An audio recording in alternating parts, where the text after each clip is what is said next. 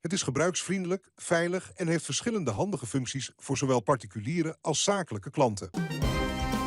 Het belangrijkste nieuws van Curaçao in het Nederlands. Extra Journaal. Vers van de pers. Welkom bij Extra Journaal. Fijn dat u weer kijkt. We hebben het belangrijkste nieuws voor u op een rij gezet. En we beginnen met het bericht dat er meer verzekeringsbedrijven in de problemen zijn. Het is de opening van de Extra vandaag en het is gebaseerd op goed ingevoerde bronnen die we helaas niet met naam kunnen noemen in de krant. Maar volgens de Extra is er opnieuw een grote speler in de verzekeringswereld die door moeilijke tijden gaat. In dit geval hebben de lokale autoriteiten echter hun les geleerd van het Enya-hoofdstuk en zullen zij niet toestaan dat een dergelijk probleem opnieuw wortel schiet. Extra heeft begrepen dat er een gerenommeerde verzekeringsmaatschappij in de problemen is geraakt met een deel van haar portefeuille. In het geval van Enya waren er ook al lange problemen, maar die hebben te lang voortgesudderd. Daar wil men niet opnieuw naartoe. In ieder geval wordt het in de gaten gehouden. De zaak wordt met argusogen gevolgd om de Enya-nachtmerrie en haar pensioenverzekeringsportefeuille te voorkomen. Wat dit precies betekent is niet duidelijk, maar er zal eerder duidelijker worden ingegrepen als de situatie lijkt te ontstaan dat de verzekeringsmaatschappij in de financiële problemen komt. Het is goed om op te merken dat de centrale bank daar ook sterker naar kijkt, omdat in het verleden wellicht te vaak is uitgegaan van het feit dat het goed zou komen. Dat moeten we niet meer hebben, zo meldt de Extra vandaag. Voetganger aangereden bij Gato, dat gebeurde vanochtend vroeg. Er heeft een ongeval zich voorgedaan op de weg naar Westpunt. Op het moment dat een bestuurder die in een rij auto's stond, in de file stond, die ging zeg maar op de verkeerde weghelft rijden om op die manier wat snelheid te verkrijgen en minder lang in de file te staan. Maar hij botste op een voetganger waarna uitwijken niet meer mogelijk was. De voetganger werd daarbij ernstig gewond. Een ambulance heeft het slachtoffer voor medische behandeling overgebracht naar het CMC. En de politie heeft een proces-verbaal opgemaakt tegen de bestuurder. CMC stopt tijdelijk met operaties. Dat heeft het Curaçao Medical Center gisteren bekendgemaakt. Als voorzorgsmaatregel om patiëntveiligheid te waarborgen zal het CMC alle geplande electieve operaties voor deze week verplaatsen.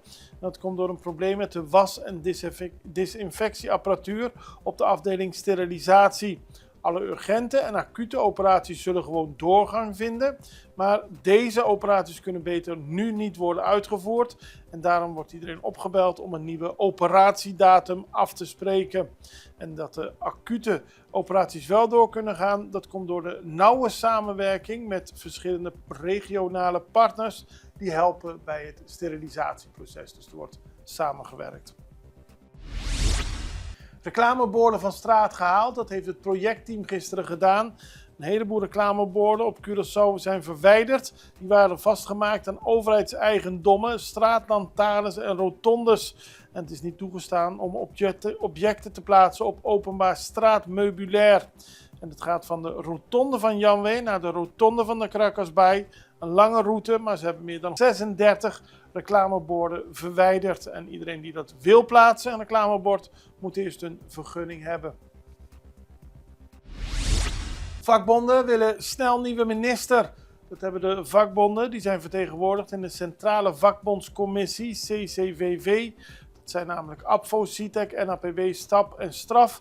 Die hebben gisteren tijdens een persconferentie laten weten dat ze betreuren dat veel vergaderingen van het overlegplatform in de afgelopen periode zijn geannuleerd.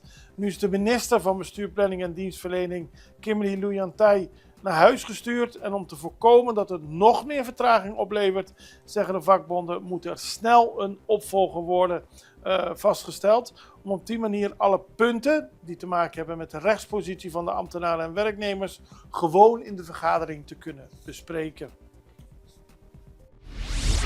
Vigor bevestigt verantwoordelijkheid en daarbij gaat het over de situatie rond de tanker die op 14 januari hier aangekomen is. U kent het verhaal. Vigor, Toebase en Curaçao hebben in juni 2024 een leasecontract voor 30 jaar getekend. Maar begin januari heeft Toebase en Curaçao dat contract opgezegd omdat Vigor niet aan de verplichtingen zou voldoen. Nou, een week later, nog geen week later, kwam er een olietanker binnen bij Bullenbaai dat tot voor kort onder de verantwoordelijkheid van Vigor viel. Nou ja, die hebben inmiddels laten weten, we hebben contact met ze gehad, dat de verantwoordelijkheid niet meer bij hen ligt. Dat is bij Toebase, bij Cru. Die pakken het allemaal op. Maar dat betekent niet dat voor Vigor de hele situatie met Curaçao afgelopen is. Ze zeggen, we zijn begonnen 1,5 jaar geleden en we willen doorgaan. Hoe? Dat wordt nu door onze advocaten verder besproken. Ze hebben het over een commercieel disagreement met Toebase. Dat staat even los van de tankers. Daar waren veel vragen over. Dus daarom hebben we contact opgenomen met Vigor. Maar die laat weten, dat valt niet onder hun. Maar het betekent niet dat ze weggaan van Curaçao. Nierpatiënt voor rechter voor drugssmokkel. Treurige zaak van een 48-jarige man. Die is opgepakt toen hij 5 kilo cocaïne vorig jaar september naar Brussel probeerde te vervoeren. Voordat hij vertrok heeft hij daadwerkelijk al aangegeven dat hij de drugs op zijn lichaam had gehad. Omdat bij Hato werd aangekondigd dat er een grondigere controle zou plaatsvinden. Maar de situatie is treurig omdat de man al jarenlang 3 keer per week wordt gedialyseerd. En hij zegt dat hij de drugs heeft willen smokkelen om op die manier een nier te kunnen kopen in Colombia. Daarvoor zou hij 5000 gulden nodig hebben gehad om die nier te kunnen kopen. De man kan op dit moment niet in de gevangenis vast worden gezet vanwege zijn situatie. De rechter wil dat nog wat zaken worden uitgezocht en de behandeling van de zaak is uitgesteld tot 4 mei dit jaar. We gaan even over naar een break. We zijn zo bij u terug. Vida te mobilier y vos merece una manera más fácil para atender bo asunto na bancário. Com a app novo de Banco de Caribe, tudo custa na bo alcance.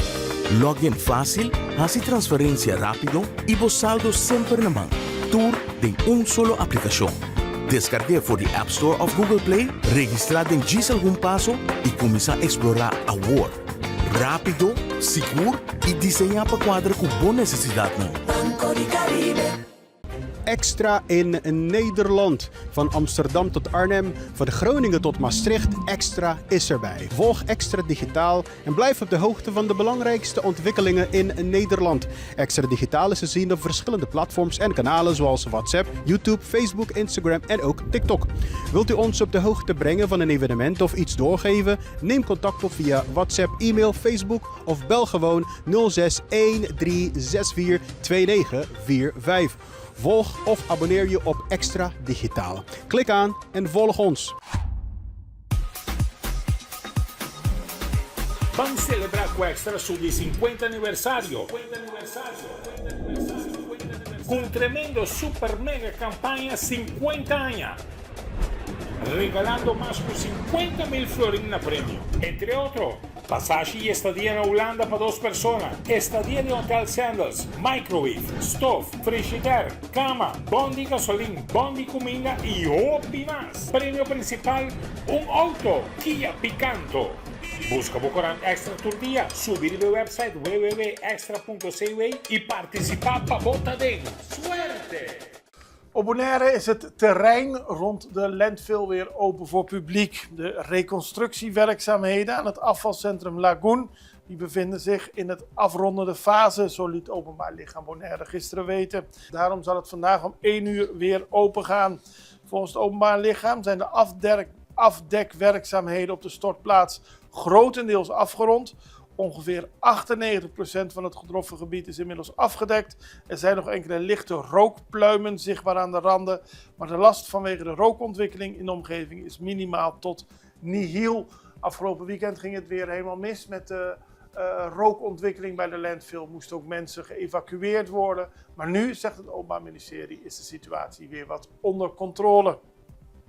Hoteldieven opgepakt, dat speelt hier op Curaçao. 2 patrouilles van Otrobanda gingen gisteren met spoed naar het Correnden Hotel.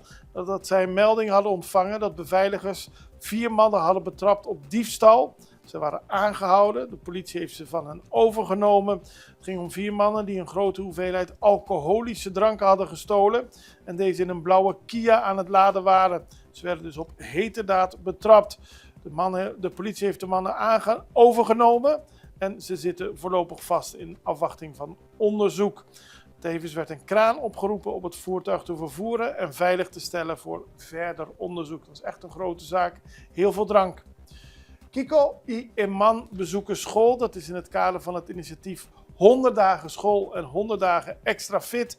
Heeft de bewustwordingscampagne tegen misbruik van minderjarigen Kiko y Eman gisteren een bezoek gebracht aan de school Immanuel in Brievengat. Het bezoek maakt deel uit van de voortdurende inspanningen om meer bewustwording te creëren rondom de preventie van seksueel misbruik van kinderen en om een veilige en gezonde omgeving binnen school te bevorderen. En daarom werd er gesproken over het onderwerp en kwamen de kinderen in contact met Kiko y Eman. En de bedoeling is dat ze praten, mocht er zich in hun leven iets voordoen wat eigenlijk niet hoort, mochten er pogingen tot misbruik worden gedaan. Kinderen wordt geleerd hun mond daarover open te stellen en dat kan ook aan de docenten van de school zelf. Curaçao oefent tegen Schotland. Voetbal, ja, we zijn natuurlijk allemaal in afwachting van het WK. En op 30 mei speelt Curaçao een oefenwedstrijd voor dat wereldkampioenschap voetbal. Dat is nog maar 2 weken voor het begin van het WK. En het wordt een oefenwedstrijd in en tegen Schotland. Schotland doet zelf ook mee aan het WK, dus het is de uitzwaaiwedstrijd van de Schotten. En dat vindt plaats in Hampden Park. En het is een bijzondere stap voor de bondscoach, Dick Advocaat. Die was tussen 1998 en 2001 trainer in Schotland, in Glasgow, waar ook Hampden Park ligt. Dus voor hem is het een mooie keer om terug te komen bij deze hele bijzondere plek. En tegen Schotland zal niet makkelijk worden, maar het is wel heel erg interessant. Dan gaan we nog naar internationaal nieuws. Ik laat u beelden zien van een Chinees schip dat 5000 auto's heeft vervoerd van China naar Argentinië. Het is vooral bijzonder omdat het zo'n groot schip is. Maar ook is het mooi om te zien hoe al die 5000 elektrische en hybride auto's op de parkeerplaats worden neergezet. Enorme aantallen en ik vond het mooi om te laten zien. De aankomst vindt plaats tegen de achtergrond van het buitenlandse beleid van president Javier Milei. Enerzijds zoekt hij toenadering tot de Verenigde Staten, maar anderzijds houdt hij ook de economische betrekkingen met China goed in stand. De Chinese BYD-auto's, ja, die laten dat wel zien, dat er ook goede contacten zijn. Tegelijkertijd wil Milei niet Donald Trump voor het hoofd stoten. In ieder geval, in Argentinië zijn er weer 5000 nieuwe elektrische en hybride auto's. En daarmee zijn we aan het einde gekomen van deze aflevering van Extra Journaal. We zijn er morgen weer en ik hoop u ook. Allerbeste. Tot ziens. Dag.